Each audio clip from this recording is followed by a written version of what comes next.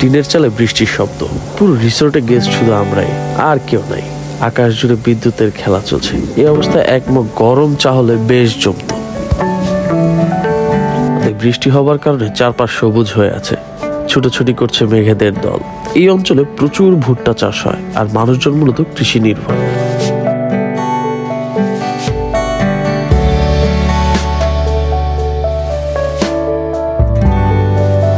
যতদূর চোখ যায় শুধুই ভুট্টা ক্ষেত। এছাড়াও এই অঞ্চলের একদিকে মায়ানমার, দুই দিকে ঘন রিজার্ভ ফরেস্ট, আর আরেকদিকে দূরে শহরাঞ্চল।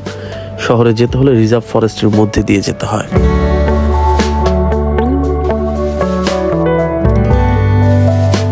পাহাড়ের বুক চিরে ঘন রিজার্ভ ফরেস্টের মাঝখান দিয়ে একে বেঁকে চলে গেছে পিচ ঢালা পথ।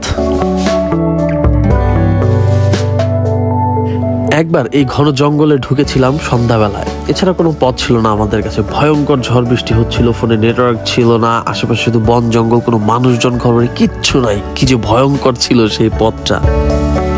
পথিমধ্যে আমরা বিশালাকার সব ঝর্ণার দেখা পাই, তবে বেশিরভাগ ঝর্ণার ধারে কাছে যাওয়ারও কোনো সুযোগ নেই। পথগুলো ঘন জঙ্গলে ঢাকা, তাই দূর থেকেই দেখতে হয় এই সুন্দর দৃশ্য।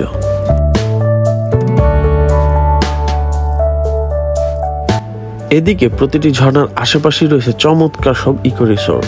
একদমই শান্ত নিরিবিলি পরিবেশ, নিরাপত্তা উপভোগের একদম পারফেক্ট প্লেস বলা চলে এগুলোকে।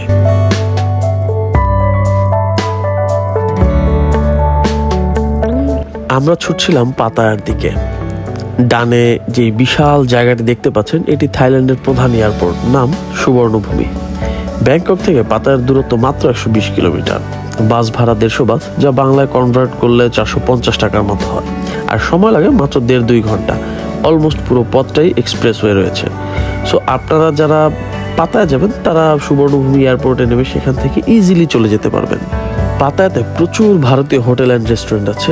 ইজিলি সেসব হোটেলে কম বাজেটের মধ্যে উঠতে পারবেন, আর সেই সাথে ভাত, ডাল, মাংস ইত্যাদি বাংলা খাবারও পেয়ে যাবেন।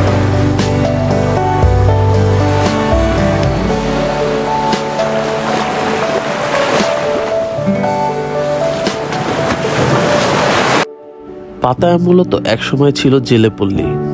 দারিদ্রতা যেখানে ছিল নিয়মিত এক ঘটনা। এখানকার মানুষজনেরা সমুদ্র থেকে মাছ ধরতেন আর তাতেই দিন কাটাতেন।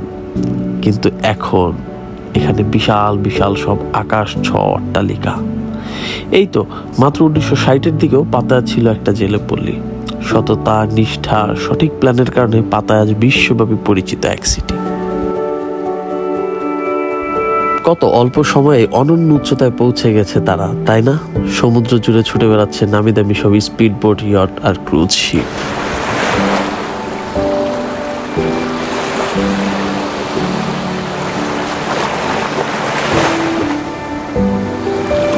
আমাদের কক্সবাজারটাকে হয়তো আমরা এরকম বানাইতে পারতাম, বা মেরিন ড্রাইভের ওই দিকটাতে গিয়ে।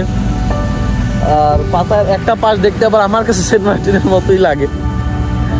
যাই হোক, আসলে চাইলে অনেক কিছুই করা সম্ভব ছিল। আমাদের যেই পরিমাণ আসলে দ্বীপ আছে, যে সোনাদিয়ার কথা বলি, যে সোনাদিয়ার পানি এত ক্লিন এবং সব কিছু এত এত সুন্দর, সেখানে চলো অনেক কিছুই করা যেত। কিন্তু আমাদের দেশে আসলে কিছু বলার নাই, কি আর বলবো। নইলে হয়তো আমরা অসাধারণ অসাধারণ রকম সিটি, বিচ এগুলো বানাইতে পারতাম।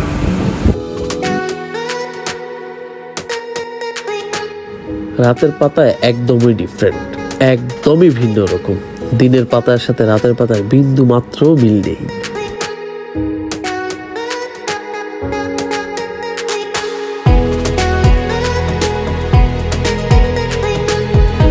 পৃথিবীর নানান প্রান্ত থেকে এখানে প্রচুর মানুষজন চিলবিল করতে আসে। প্রচুর ক্লাব, বার ইত্যাদি আছে এখানে। ব্যাপক উচ্চ শব্দে গান বাজনা চলে সারা রাত, আর চলে কাচের বোতলে টুংটাং শব্দ। তবে সবাই তো আর এক নয়, সবাই তো আর শব্দ, ক্লাব, বার পছন্দ করে না। তাই যারা হইচই একদমই পছন্দ করে না, তারা চলে আসে সমুদ্র পাড়ে। আকাশে বেশ সুন্দর একটা চাঁদ উঠছে, আর পাতায়া থেকে চাঁদটা বেশ ভালো লাগতেছে। তবে এখন যে রাস্তাটায় আসছি, মনে হচ্ছে সেন্ট মার্টিন জেটি ঘাট হয়তো, এবং এইখানকার সমুদ্র দেখে যা মনে হচ্ছে হয়তো আমরা আমাদের সেন্ট মার্টিনটাকে এরকম করতে পারতাম। বাট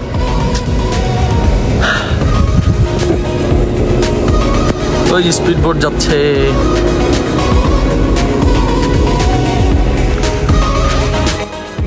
এখানে নিরাপত্তা ব্যবস্থা বেশ ভালো। নিরাপত্তা নিয়ে চিন্তা না থাকায় রাতভর সমুদ্র উপভোগ করা যায়।